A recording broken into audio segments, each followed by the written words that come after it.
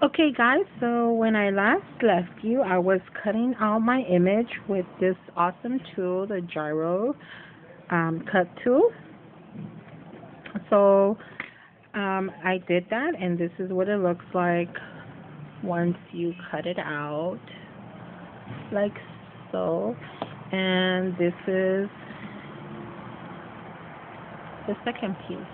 Now, as you can see, I have already played with this stencil, and I didn't cut it out just so that I can show you guys how resistant it is with the tape.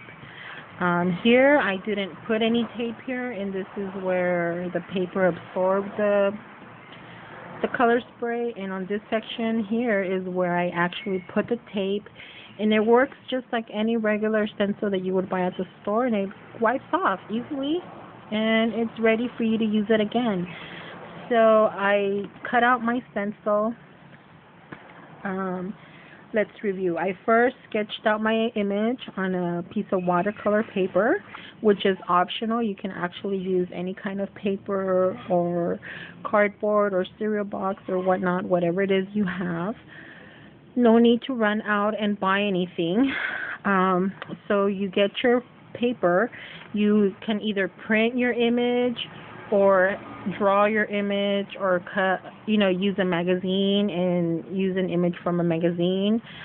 The concept would be the same. You would get your paper, cover it on both back and front with tape, clear tape. I use clear tape so that I can see where I'm cutting. Whichever way you do it is fine. Any kind of tape is fine, but I like using clear tape. I taped the front and I taped the back, and then with my cutting tool that I got at Deb's store, the Gone Artsy on Civet, it's called the gyro cutting, and we cut along the edges, all along the edges, and on the inside we cut that, and I was left with these pieces. Actually, I have two little pieces like this, which I saved, and these are the ones that I cut out here from the arms.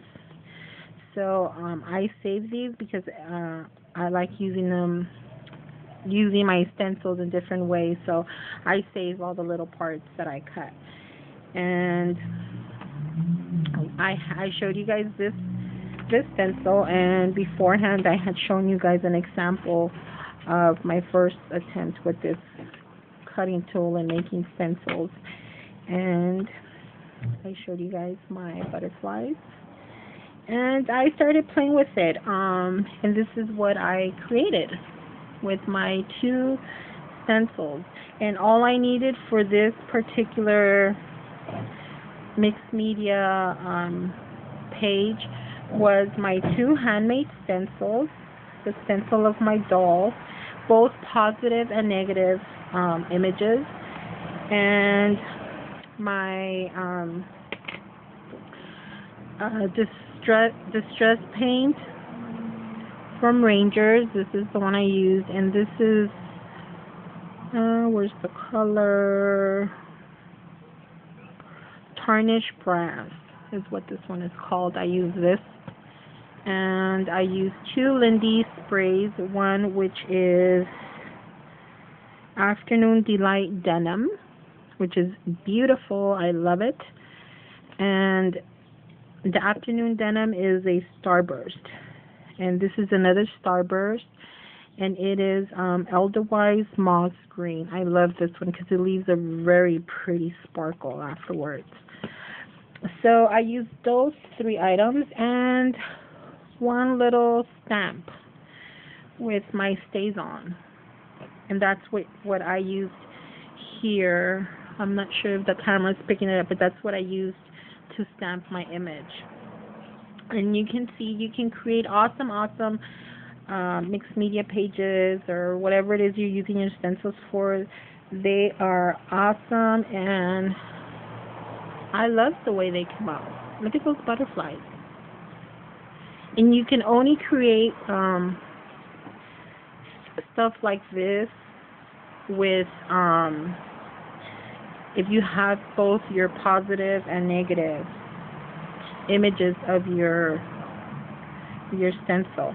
I use this one to cover like this while I sprayed, and then I came with my butterfly stencil, this one, and I left this one down here, came with this stencil like this, and you're creating your masking effect. And then I just got my distress paint one like this, blended it with my fingers. As you can see, I have inky fingers, and that's how you create stuff like this. And this one was the reverse, which was I used this one